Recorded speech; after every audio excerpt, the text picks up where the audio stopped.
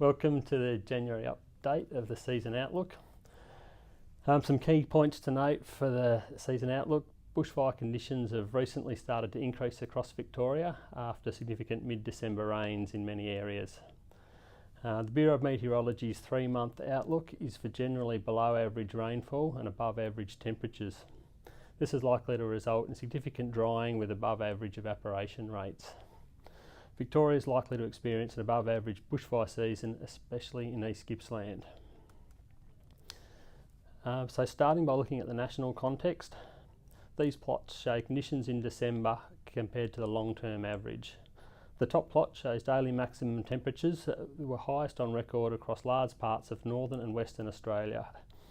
Almost all of the continent was warmer or very much warmer than average. The bottom plot shows rainfall totals for December. It shows the area of Cape York Peninsula received the highest rainfall on record for December. The rest of the Northern Australia was generally drier than average.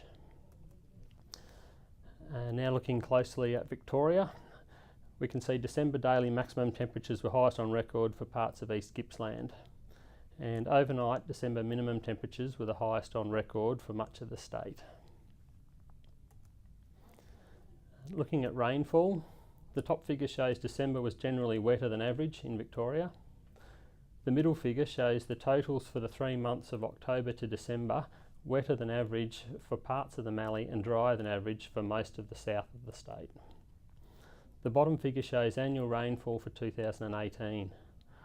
Almost the whole state was drier than average, with the recent above average rainfalls in November and December not being able to offset the dry winter and spring. Another way to consider rainfall is to look at the cumulative anomaly. This plot shows rainfall by emergency management regions, although the metro regions have all been combined together and labelled Port Phillip. The horizontal axis shows each month of the year, and the vertical axis shows the rainfall deficiency in millimetres. On the vertical axis, 0 represents average rainfall.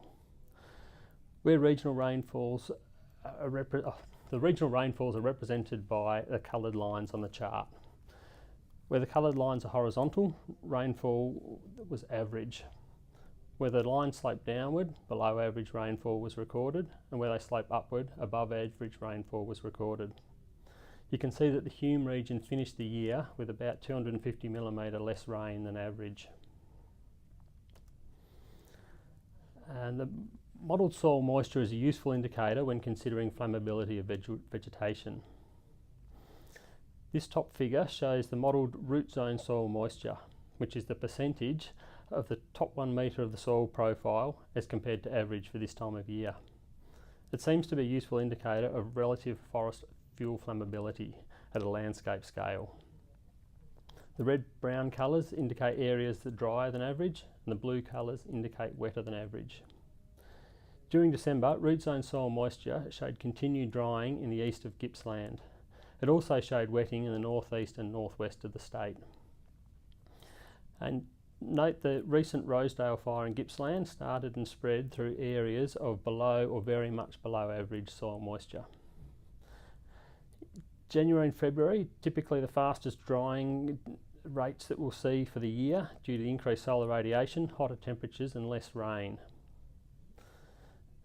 And the bottom figure on this slide shows deep soil moisture.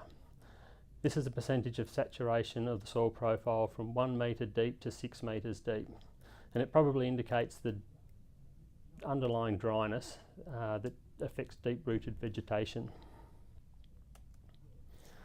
And now looking at soil moisture again, this is a root zone soil moisture for the Tambo River catchment. It shows all of 2018 for the Tambo River catchment. The black line shows how the root zone soil moisture changed throughout the year. Where it's in the brown and red colours, it indicates conditions were drier than average. The white zone indicates average conditions for that time of year, and blue represents wetter than normal. And you can see, if you look to the end of the chart, the impact of the rainfall events in late November and mid-December were almost gone by the end of the year. Now on to the climate drivers, and as mentioned in previous updates, 2 important climate drivers for us are the El Nino Southern Oscillation, often called ENSO, and the Indian Ocean Dipole, often called IOD. The ENSO outlook remains at El Nino alert, suggesting a 70% chance of an El Nino forming in the coming months. The Bureau of Meteorology will update its ENSO outlook on the 8th of January. If El Nino conditions do develop, they're most likely to affect or have a greater effect on the 2019-2020 fire season than this current season. And also, as predicted, the IOD has returned to neutral. And the IOD has little effect on the Australian climate at this time of year, and we'll start watching it more closely again after summer. Now to the forecast for rainfall and temperature for the period of January to March. The season outlook produced by the Bureau of Meteorology suggests the chances of exceeding median rainfall is now less than 40% for many parts of the state, which essentially means below average rainfall is likely for the yellow and brown areas on the map at the top of the page. The bottom left map shows daily maximum temperatures are likely to be above average for the January to March period, and the bottom right map shows overnight minimum temperatures are also likely to be above average for that period, particularly in the east of the state. So, in summary, last year was generally much drier than average, although most areas received close to average rainfall in May, November and December. Areas of East Gippsland remain much drier than normal. Hotter than average conditions are likely for the next 3 months, and so expect rapid drying in January and February if it doesn't rain. And what does that mean for us operationally? Some considerations include the fact that the long-term soil moisture deficit remains in much of East Gippsland, so the threat of large landscape scale fires remains. If normal summer drying occurs throughout Gippsland, the landscape will become increasingly vulnerable to fires starting from dry lightning. Parts of the Upper Snowy River and Grampians currently have very low KBDI values due to recent heavy rains. However, dry open forests in those areas may dry faster and become available to burn well before KBDI and drought factor modelling suggests that they will. The flammability of open dry forests with low drought factors should be considered carefully.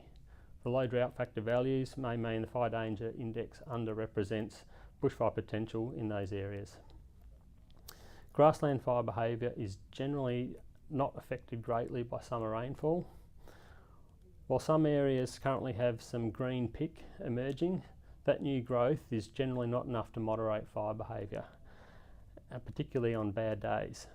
So most of the state has enough dry dead grass to carry fire. So the grass fire threat will be predominantly determined by RH and wind speed. And that's all for this month. If you'd like to know more, get in touch or check the links below.